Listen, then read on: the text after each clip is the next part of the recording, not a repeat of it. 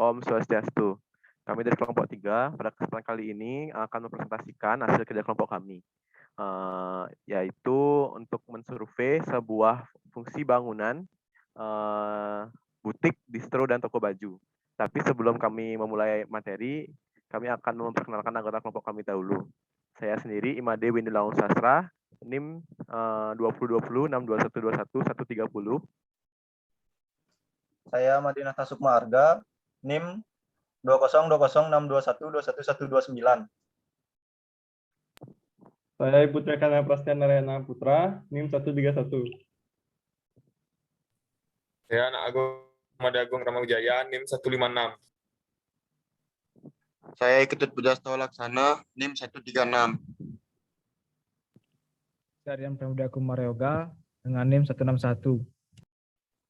Saya Nagoi Mira Maharani, NIM 154.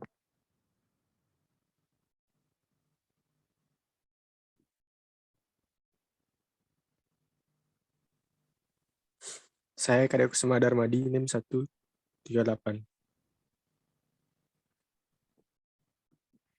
Jadi pada kesempatan kali ini kita ditugaskan untuk mensurvei sebuah ruangan yang berfungsi sebagai distro, toko baju, dan pakaian. Jadi fokus survei kami kali ini itu ada di elemen dan bentuk ruang, kemudian organisasi dan sirkulasi, kemudian tata letak dan dimensi furniture, kemudian ada hubungan dengan ruang luar, kemudian ada pencahayaan, kemudian ada material dan finishing, warna dan tone ruang, kemudian dan jumlah aktivitas. Tapi sebelum itu kami akan mendeskripsikan bangunan yang akan kami survei. Jadi bangunan yang pertama itu ada Hanaka dan Enco. Jadi Hanaka Enco ini terletak di daerah Panjer. Panjer adalah distro atau kecingan yang terletak di Jalan Batanghari Panjer. Hanaka merupakan salah satu brand baju yang cukup terkenal di Bali. Jadi hampir semua kalangan remaja mengetahui brand ini. Hanaka menjual beberapa jenis pakaian, baju, celana, sweater. Tak hanya itu, Hanaka juga menjual beberapa aksesoris dan alas kaki. Jadi letak bangunan dengan fungsi distro ini cukup strategis dan terletak di jalur perdagangan, di mana pada deretan jalan hanya ada tempat berdagang seperti minimarket, coffee shop, dan food court. Selanjutnya itu ada elemen dan bentuk ruang. Jadi elemen dan bentuk ruang itu apa aja sih? Jadi elemen penyusun ruang merupakan komponen-komponen yang melekat dan menjadi satu dengan ruang dan berfungsi untuk membatasi ruangan tersebut sekaligus menandakan batas masuk atau keluar dari sebuah ruangan. Jadi sebagai sebuah elemen konseptual, titik, garis, bidang, dan volume adalah sebuah objek yang tidak dapat dilihat kecuali oleh mata pikiran. Jadi yang tergolong ke dalam elemen-elemen ruang adalah yang pertama itu ada titik. Jadi titik itu adalah sebuah yang menandakan posisi di dalam ruang. Secara konseptual, titik tidak memiliki panjang, lebar, maupun kedalaman. Dan oleh sebab itu, sifatnya statis, memusat, dan tak terarah. Sebagai sebuah elemen utama, di dalam sebuah perbendaharaan bentuk, titik dapat digunakan untuk menandai. Jadi untuk menandai ujung dan pangkal sebuah garis, kemudian perpotongan dua buah garis, kemudian pertemuan garis di sudut sebuah bidang atau volume, kemudian pusat dari sebuah bidang. Kemudian berikutnya itu ada garis. Jadi garis secara konseptual memiliki panjang, tapi tidak lebar maupun kedalaman. Sebuah garis dalam menggambarkan jalur pergerakan sebuah titik mampu mengekspresikan arah, pergerakan, dan pertumbuhan secara visual. Jadi sebuah garis ini merupakan suatu elemen penting dalam seluruh formasi konstruksi visual yang digunakan untuk menggabungkan, menghubungkan, menopang, mengelilingi, ataupun memotong elemen-elemen visual lainnya. Kemudian garis itu berfungsi untuk menjelaskan batas-batas serta memberikan bentuk kepada bidang. Dan garis dapat menegakkan permukaan bidang. Selanjutnya itu ada bidang. Jadi bidang di dalam arsitektur mendefinisikan volume 3-dimensional, massa, dan ruang. Sifat dan karakter setiap bidang atau ukuran bentuk, warna, tekstur, serta hubungan spasialnya satu sama lain sangat menentukan atribut-atribut visual dari bentuk yang didefinisikan, serta kualitas ruang yang dibentuknya. Di dalam desain arsitektural, kita memanipulasi 3 jenis bidang generik, yaitu ada bidang atas kepala, bidang dinding, dan bidang dasar. Kemudian yang terakhir itu ada volume. Jadi volume sebuah bidang yang diperpanjang ke arah selain arah naturalnya akan menjadi sebuah volume. Secara konseptual, volume memiliki 3 dimensi, yaitu panjang, lebar, dan kedalaman. Seluruh volume dapat dianalisis dan dipahami bahwa ia terdiri dari, yaitu titik atau vertex tempat beberapa bidang bertemu, kemudian garis atau tepi tempat 2 bidang bertemu, bidang atau permukaan yang mendefinisikan batasan sebuah volume. Selanjutnya,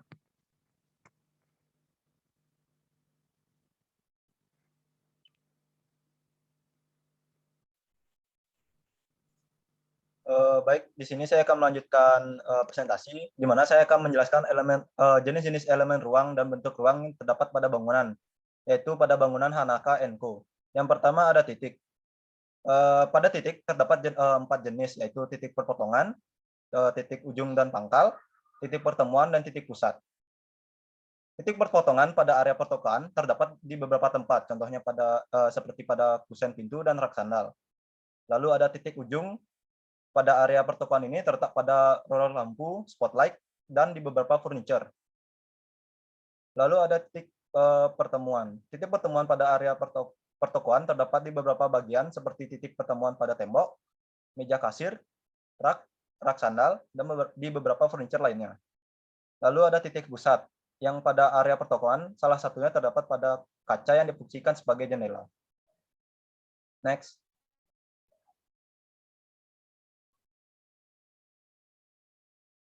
Selanjutnya ada garis. Pada bangunan Hanaka & Co hanya terdapat 2 jenis garis, yaitu vertikal dan horizontal. Elemen garis vertikal pada area pertokoan terdapat pada beberapa bagian, seperti sudut dinding fasad bangunan, kusen pintu, dan jendela kaca, sudut ruangan, sudut meja kasir, stand hanger, dan kolom. Lalu elemen garis horizontal pada pertokoan terdapat di beberapa bagian juga, seperti sudut pertemuan antara plafon dan dinding, lalu roller lampu spotlight, rak sandal, dan meja kasir. Next.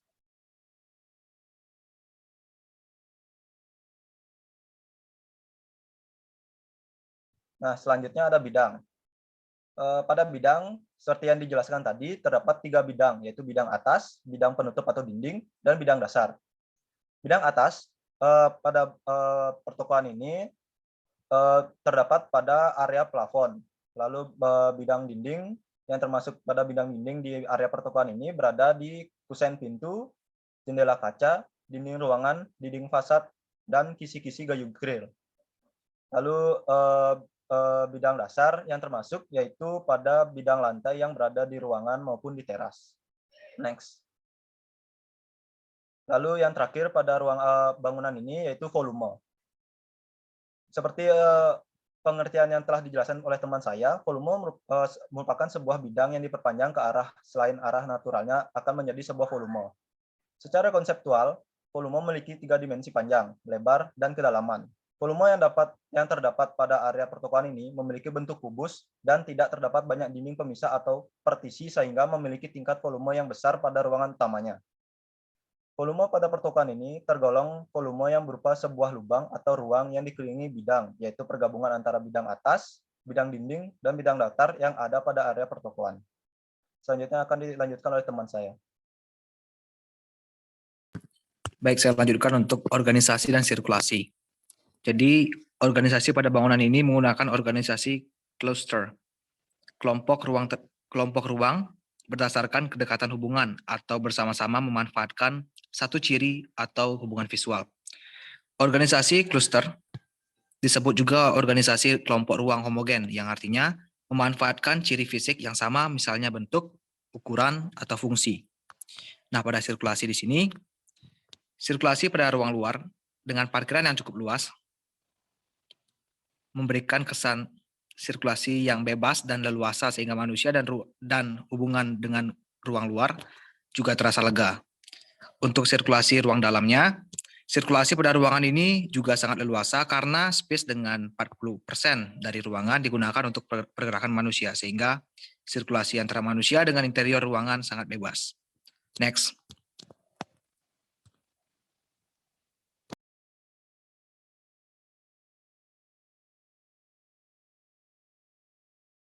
Untuk berikutnya itu ada letak-letak dan dimensi furniture. Jadi seperti yang bisa kalian lihat pada gambar yang sudah kami lampirkan di slide, itu ada beberapa jenis furniture yang terdapat pada Hanaka & Co. Jadi furniture tersebut adalah yang pertama itu ada display baju, kemudian meja display sandal, rak sandal, dan meja kasir. Jadi untuk display baju ini, distro ini menggunakan jenis rak display yang terbuka yang bermanfaat sebagai alat menggantung baju yang dijual agar terlihat rapi. Rak display ini sendiri juga dapat bermanfaat sebagai unsur dekoratif yang menambah nilai estetika dari sebuah ruangan. Kemudian itu meja display sandal, itu distro ini menggunakan meja display dengan bentuk menyerupai rumah yang membuat display ini menjadi lebih variatif dan eye-catching. Kemudian itu ada rak sandal, jadi distro ini juga menggunakan beberapa meja display untuk memamerkan koleksi sandal yang terbuat dari material kayu. Jadi yang terakhir itu ada meja kasir. Jadi distro ini juga menggunakan meja kasir yang bermaterial kisi-kisi kayu yang tidak lain itu fungsinya untuk menyesuaikan penggunaan kisi-kisi pada dinding interior. Jadi untuk ukurannya, display baju itu berukuran sekitar 150 kali 30 cm. Jadi untuk meja display tote bag itu kira-kira berkisar antara 250 kali 30 cm.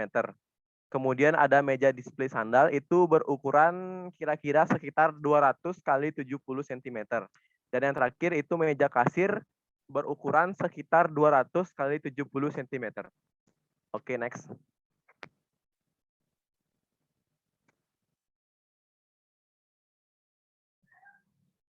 Baik, di sini saya akan menjelaskan tentang hubungan dengan ruang luar. Hubungan ruang luar dengan ruang dalam biasanya terdapat perbedaan suasana yang signifikan. Maka dari itu dibutuhkan suatu ruang perantara.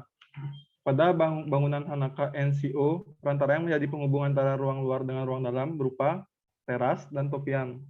Teras sebagai perantara pada bangunan Hanaka & Co difungsikan sebagai tempat transit sebelum masuk ke dalam ruangan. Sedangkan topian difungsikan sebagai pelindung dinding dan kusen dari air hujan dan mengurangi sinar matahari yang mengenai langsung kaca, jendela, dan dinding. Sedangkan untuk kesan yang ditonjolkan pada ruang luar menyelaraskan dengan suasana ruang dalam dengan menggunakan finishing cat berwarna putih. Next.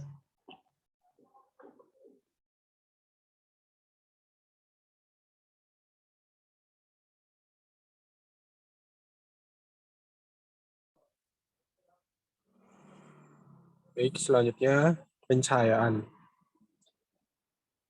Pada bangunan ini terdapat beberapa pencahayaan. Yang pertama adalah lampu spotlight. Pada distro ini menggunakan jenis lampu spotlight karena lampu ini memiliki pencahayaan yang menawan dan berfokus pada satu titik atau satu arah saja. Lalu ada lampu downlight. Distro ini juga menggunakan jenis lampu downlight karena jenis lampu ini menghasilkan sinar yang lebih terang pada ruangan dan memberikan kesan luas pada plafon. Next. Selanjutnya ada material dan finishing. Pada distro ini menggunakan finishing kisi-kisi kayu grill. Kisi-kisi merupakan beberapa bilah kayu yang disusun secara horizontal dan tentunya memiliki fungsi yang penting untuk memperindah ruangan. Kisi-kisi kayu pada distro ini membawa kesan lebih elegan dan naturalis. Motif lengkung pada kisi-kisi memberi kesan variasi bentuk pada ruang. Pada lantai distro ini menggunakan lantai granit, yang dimana pada distro ini mayoritas menggunakan lantai granit. Alasan granit ini digunakan karena lantai granit lebih nyaman karena memberi efek sejuk dan dingin di kaki. Hal ini lantaran pori-pori lantai granit menyerap bahwa dinding dari udara maupun AC sehingga menyejukkan ruangan. Selanjutnya ada dinding precast panel. Distro ini menggunakan dinding precast panel agar terhindar dari gangguan kebisingan. Selain itu, karakteristik ketahanannya lebih terjamin sehingga dapat menyelamatkan bangunan dari kerugian seperti kebakaran. Baik, selanjutnya ada warna dan ton ruang. Warna merupakan unsur penting dalam sebuah interior ruangan. Tiap warna memiliki arti yang berbeda dan memberikan efek tertentu bagi ruangan di dalamnya. Pada bangunan Hanaka NCO menggunakan dua warna, yaitu yang pertama warna kuning, terletak pada pencahayaan bangunan yang mana memberikan kesan hangat dan juga sejuk. Hal ini juga memberikan kesan bersih dan juga mewah pada interior maupun eksterior bangunan. Yang kedua ada warna abu. Warna abu sebagai warna cat bangunan ini menjadi pilihan sebagai warna cantik seperti blues. Kesan yang sangat soft menjadi ciri utama warna-warna cat bangunan ini. Ruangan akan menjadi lebih bersih dan memberikan kesan minimalis.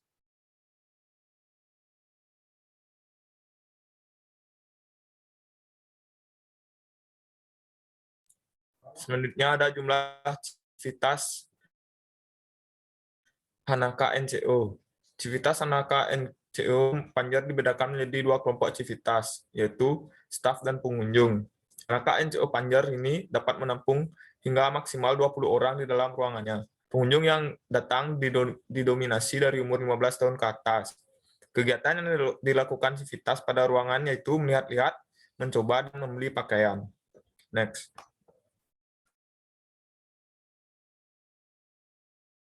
Jadi berikutnya itu bangunan kedua kami menggunakan bangunan toko baju yaitu Nanas ID. Jadi Nanas ID ini merupakan distro atau clothingan yang terletak di Jalan Batanghari Panjer. Jadi Nanas ID ini merupakan salah satu brand baju khusus wanita yang menjual baju dan beberapa pakaian wanita lainnya. Jadi tak hanya pakaian, Nanas ID juga menjual beberapa sendal dan beberapa keperluan wanita. Untuk letak bangunannya dengan fungsi distro ini cukup strategis, akan tetapi di deretan jalan-jalannya banyak terdapat distro yang di mana ini cukup berpengaruh pada jumlah civitas yang akan mengunjungi distro ini. Selanjutnya. Selanjutnya itu elemen dan bentuk ruang pada bangunan Nanas ID. Yang pertama ada titik. Seperti yang saya jelaskan terdapat 4, yaitu titik perpotongan yang terletak pada beberapa tempat, salah satunya dinding grid yang berada pada fasad bangunan. Titik ujung pada area pertokoan ini terletak pada roller lampu, spotlight, dan di beberapa furniture. Lalu ada titik pertemuan yang berada di beberapa bagian, seperti titik pertemuan pada tembok, stand hanger, rak sandal, dan di beberapa furniture lainnya. Lalu yang terakhir titik pusat, yang salah satunya terdapat pada kaca yang difungsikan sebagai jendela dan dinding fasad bangunan. Lalu ada garis, sama seperti bangunan sebelumnya, hanya terdapat dua jenis garis, yaitu vertikal dan horizontal. Lalu elemen garis vertikal pada area pertokoan terdapat pada beberapa bagian, seperti sudut dinding fasad bangunan, dinding grid, sudut ruangan, sudut rak, sudut stand hanger, dan kolom. Lalu elemen garis horizontal pada area pertokoan terdapat di beberapa bagian, seperti sudut pertemuan antara plafon dan dinding, roller lampu spotlight, rak sandal, rak ambalang dinding, dan stand hanger. Next. Lalu ada bidang, sama seperti sebelumnya, terdapat 3 bidang. Yang pertama bidang atas, yaitu terdapat pada area plafon, bidang penutup atau dinding, di mana terletak pada bagian kusen pintu, jendela kaca, dinding ruangan, dinding fasad, dan dinding grid. Lalu bidang dasar, yang berada pada bidang lantai polis konkrit yang berada di ruangan maupun di teras. Selanjutnya. Yang terakhir ada volume. Untuk volume yang terdapat pada area pertokoan ini sama seperti bangunan sebelumnya, yaitu memiliki bentuk kubus, namun berbeda dengan bangunan Hanaka NCO Panjar. Pada bangunan Nanas ID terdapat banyak dinding pemisah atau partisi, sehingga tingkat volume pada setiap ruang tergolong kecil. Volume pada pertokoan ini tergolong volume yang berupa sebuah lubang atau ruang yang dikelilingi bidang, yaitu pergabungan antara bidang atas, bidang dinding, dan bidang datar yang ada pada area pertokoan. Next. Baik, saya lanjutkan untuk organisasi dan sirkulasinya. Jadi pada nanas ini menggunakan organisasi radial, yang mana sebuah ruang pusat yang menjadi acuan organisasi ruang-ruang linear yang berkembang menurut ajaran arah jari-jari. Organisasi radial memiliki kemiripan dengan sistem organisasi sentral, hanya saja perletakannya adalah lingkaran. Untuk sirkulasinya untuk ruang luar, sama seperti Hanaka, yakni parkiran yang cukup luas sehingga sirkulasi ruang luar juga bebas dan leluasa. Untuk sirkulasi ruang dalamnya, pada ruangan ini cukup dan nyaman bagi pengguna karena tata letak furniture tidak mengganggu pergerakan sirkulasi manusia sehingga sirkulasi di interiornya terasa nyaman. Next. Nah, untuk berikutnya itu ada tata letak dan dimensi furniture. Jadi bisa kalian lihat pada slide itu juga sudah kami lampirkan. Mayoritas dari furniture yang digunakan pada bangunan Nanas ID ini ada rak display celana dan baju, kemudian sofa, dan meja display sandal. Jadi distro ini menggunakan jenis rak display terbuka yang bermanfaat sebagai alat menggantung baju dan celana yang dijual agar terlihat lebih rapi. Jadi rak display ini sendiri juga dapat bermanfaat sebagai unsur dekoratif yang menambah nilai estetika dalam ruangan. Jadi berikutnya itu ada sofa. Jadi pada distro ini menggunakan ada sofa yang difungsikan untuk pengunjung nanti barangkali untuk menunggu, diberikan warna hijau untuk memberikan kesan yang mewah. Kemudian itu ada meja display sandal. Jadi distro ini juga menggunakan meja sebagai display untuk memamerkan koleksi sandalnya yang terbuat dari material kayu yang diberi dengan warna pink. Jadi untuk dimensi furniture pada bangunan ini, untuk meja display celana dan baju itu sekitar 170 kali 80 cm. Kemudian ada sofa itu berdimensi sekitar 150 kali 50 cm. Dan untuk meja display sandal itu berukuran sekitar 150 kali 60 cm.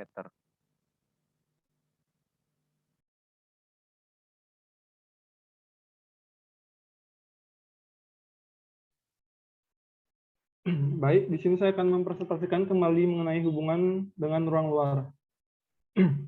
Hubungan ruang luar dengan ruang dalam biasanya terdapat perbedaan suasana yang signifikan, maka dari itu dibutuhkan suatu ruang perantara. Pada bangunan nanas ini, perantara yang menjadi penghubung antara ruang luar dengan ruang dalam berupa yang pertama itu teras, dan yang kedua itu kanopi. Teras sebagai perantara pada bangunan nanas difungsikan sebagai tempat transit sebelum masuk ke dalam ruangan. Sedangkan kanopi difungsikan sebagai pelindung dinding, kusen dari air hujan, dan mengurangi sinar matahari yang mengenai langsung pada kaca dan jendela serta dinding. Untuk kesan yang ditonjolkan pada ruang luar menyelaraskan dengan suasana ruang dalam dengan menggunakan finishing beton expose dipadukan dengan roster beton dengan finishing cat putih.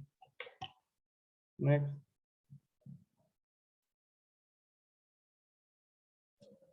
Selanjutnya pencahayaan. Pada bangunan ini memiliki pencahayaan yang pertama adalah lampu spotlight. Yaitu pada distro ini menggunakan jenis lampu spotlight karena lampu ini memiliki pencahayaan yang menawan dan berfokus pada satu titik atau satu arah saja.